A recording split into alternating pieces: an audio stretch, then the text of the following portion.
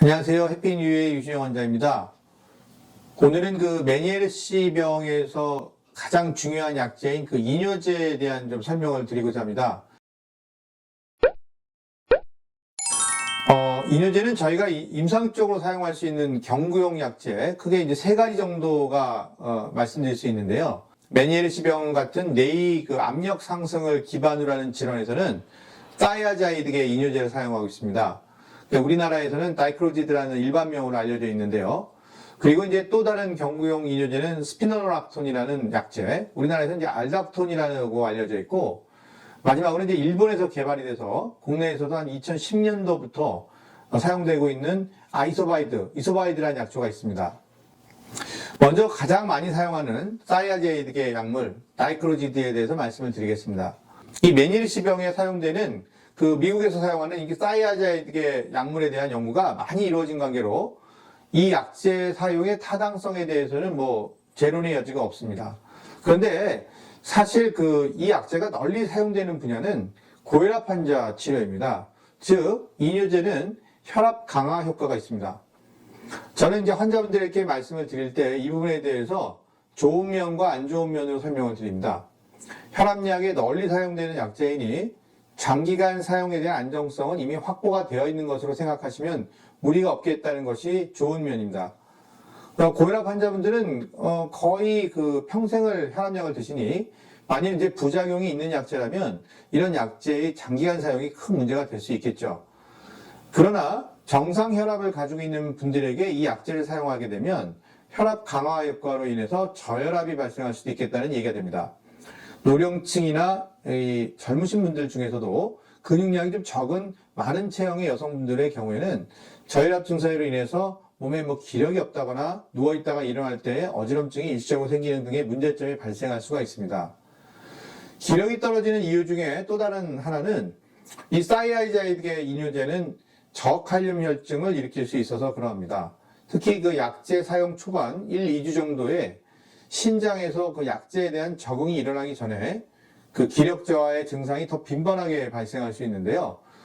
이 칼륨이라는 전해질은 근육 수축에 관여하는 물질로 저칼륨 혈증으로 인해서 근육 수축이 잘 되지 않아서 기력 저하가 발생할 수 있습니다. 이 혈압 강화 증상이나 저칼륨 혈증은 위에도 말씀을 드렸지만 약제 사용 초기에 많이 나타나는 증상으로 적응이 되면 대부분 이러한 증상이 나타나지 않습니다.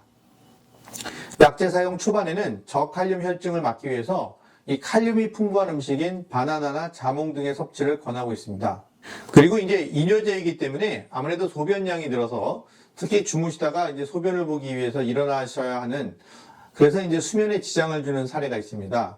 그래서 저는 아침 일찍 식사와 상관없이 약제를 복용하시고 오후 한 5시 전후에 오후 약제를 복용하셔서 취침 전에 어느 정도 이제 소변을 배출하시고 주무시라고 권유를 드립니다. 수개월 이상 장기간 약제를 사용하시는 분들은 가끔 전해질 검사를 통해서 모니터링을 해드리도록 하는 것도 권고사항이 되겠습니다. 그러나 무엇보다도 이 약제는 필요에 의해서 반드시 사용을 해야 하는 약제이기 때문에 약제의 부작용을 너무 두려워하지 마시고 약제를 좀 꾸준히 사용해 주실 것을 당부드리고 있습니다. 다음으로는 스피노락톤, 알닥톤입니다. 이 약제는 부작용 중에 하나인 저칼륨 혈증을 일으키지 않는 약제입니다. 오히려 나트륨의 배출과 칼륨을 교환하는 과정에서 고칼륨 혈증을 일으킬 수 있습니다. 사실 고칼륨 혈증이 저칼륨 혈증보다는 더 위험할 수 있는 부작용이긴 합니다. 그리고 혈압 강화의 효과는 거의 없습니다. 그래서 사이아자이드계의 약물의 보조 역할로 개발되었다고 이해하시면 될 것 같습니다. 그래서인지 저희가 사용하고자 하는 메니에르시 병을 비롯한 뇌이파액 장애에 대한 치료 효과가 다소 불분명하고 논문을 찾기도 어렵습니다. 저의 임상적인 경험도 사이아자이드계 약물보다는 뇌의 압력 강화 효과가 좀 미미한 것 같습니다. 따라서 저는 이 약제를 1차 약으로 사용하지는 않고요. 사이아자이드계 약물의 부작용이 강력히 의심이 되거나 실제 부작용이 발생한 몇몇 분들에게 2차적으로 사용을 하고 있습니다. 마지막으로 일본에서 개발된 물약인 이소바이드 용액입니다. 이 용액은 삼투성 이뇨제라고 해서 콩팥이 아닌 장에서 작용해서 이뇨작용을 하고 뇌의 압력을 낮추는 약입니다. 일본에서 개발된 탓에 서양 학술지에는 연구를 찾아보기가 어렵지만 일본은 메니에르시병에 대해서는 어느 정도 인정을 받고 있는 나라여서요. 일본에서 발표된 이소바이드 사용에 대한 연구 논문은 어느 정도 신뢰성이 있게 받아들여지고 있습니다. 국내에서도 처음 도입 당시에 여러 대학에서 연구가 이루어졌고 치료 효과는 그 기존의 사이아이드계 약물과 비교해서 더 우수한 치료율이 있는 것으로 보고가 되었습니다. 제 개인적인 생각도 그 사이아이드계 약물의 그 반응이 미약한 환자분들에게는 좋은 대안으로 생각을 합니다. 근데 이제 문제는 비용입니다.